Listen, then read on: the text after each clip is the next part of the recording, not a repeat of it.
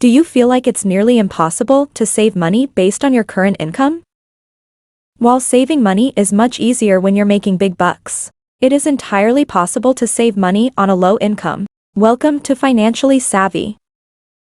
Today, let's talk about 7 practical ways to save money on a low income, and if you're new to the channel, then hit the subscribe button for more life-changing content. Tip number 1. Lower your housing costs. Whether you rent or you own, the cost of your housing will be your largest expense every month. Many financial experts suggest that the total of your rent or mortgage payments plus bills should be no more than 35% of your monthly after-tax income. And while this expense eats up a lot of your monthly income, it also offers the largest opportunity to find cost reductions, essentially allowing you to save more money even if you're earning a lower income. For renters, there are numerous ways you can reduce your housing costs, with the first being to find a cheaper place. Perhaps a single room in someone's house will be adequate for your needs instead of continuing to rent a 2-bedroom apartment. But if you have no desire to move, then it may be time to look into other ways to reduce your current rent.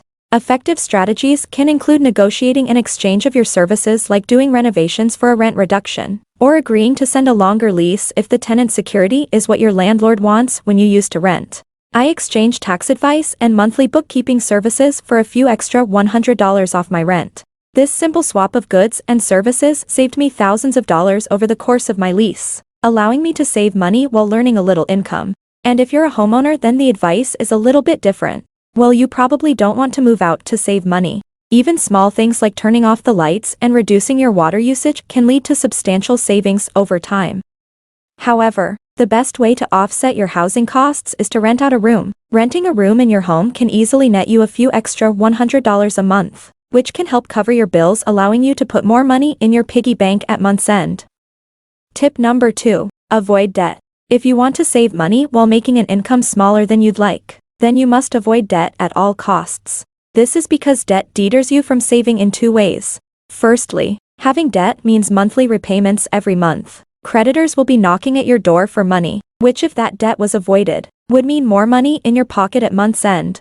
Secondly, debt is almost always associated with monthly interest charges for lines credit. These rates are typically around 3 to 5%, which means that on a $10,000 balance, you'll be handing over around $25 to $40 a month.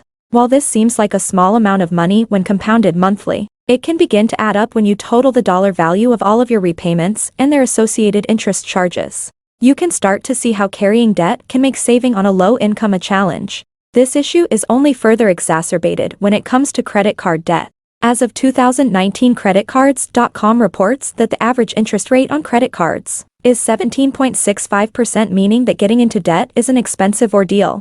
And if you're carrying the average credit card balance per U.S. adult of $6,348, which at that rate means you're paying about $1,120.42 in interest charges to credit card companies. Therefore, if you want to save money on a low income, you need to avoid debt and its associated interest charges at all costs. Tip number 3. Limit entertainment costs. We all want to have fun, but unfortunately for many people, this comes at a hefty cost. Eating out, hitting the bar after work, going to the movie theater, and other entertainment purchases can make a huge dent in your budget. But luckily, it doesn't have to. When I was younger, my main source of fun was going out to the club with my friends. But unfortunately, most nights were very expensive, between having to and from the bar, buying drinks, and paying cover. Most nights ran me $100 easily. As I got older, my attention shifted towards growing my wealth, and I didn't want to lose out on social time with my friends. This made me brainstorm new ways to get in quality time with my friends while not breaking the bank.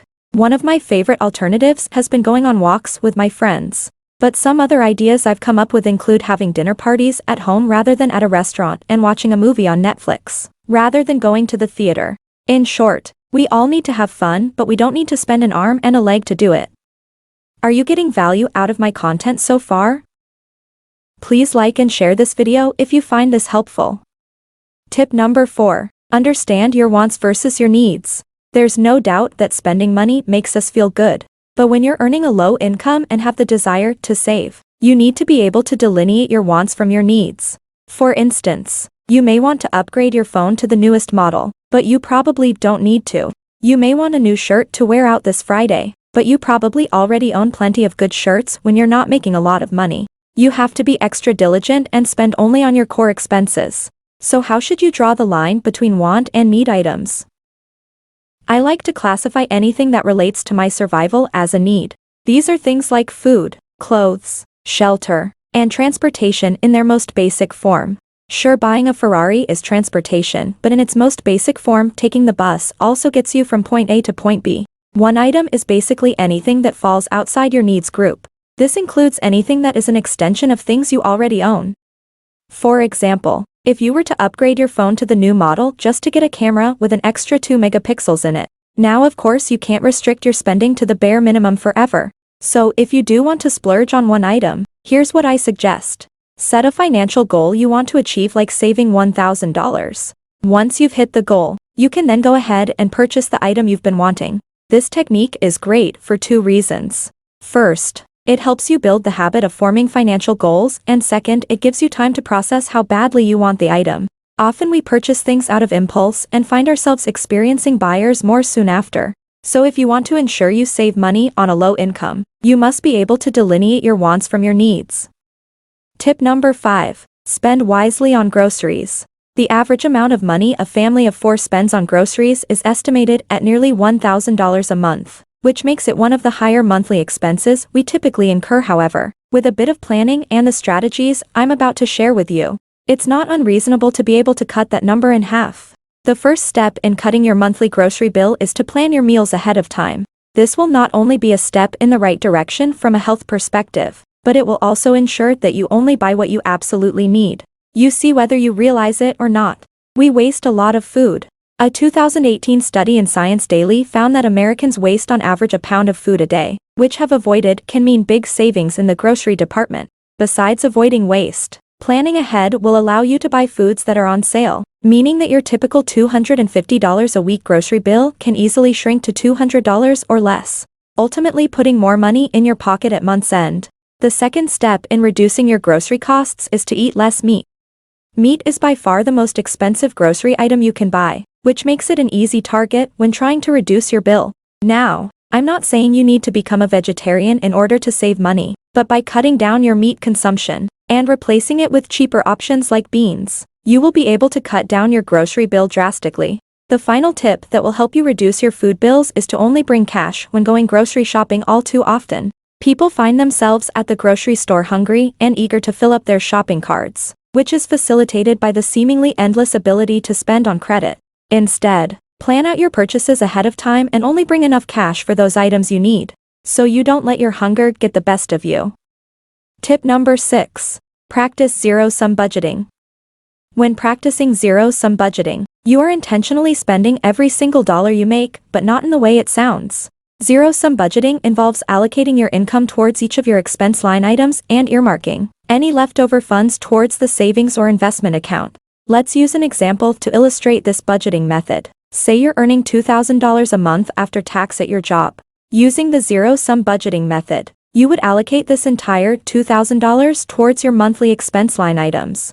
Typical expenses include rent, car payments, gas, groceries, and entertainment. But using this method, you would also create a line item for savings. Once this listing is complete, you would then allocate your entire $2,000 to the light items, which forces you to put part of your income and savings. This strategy is particularly effective for those who typically get to the end of the month and realize they have no money left for savings.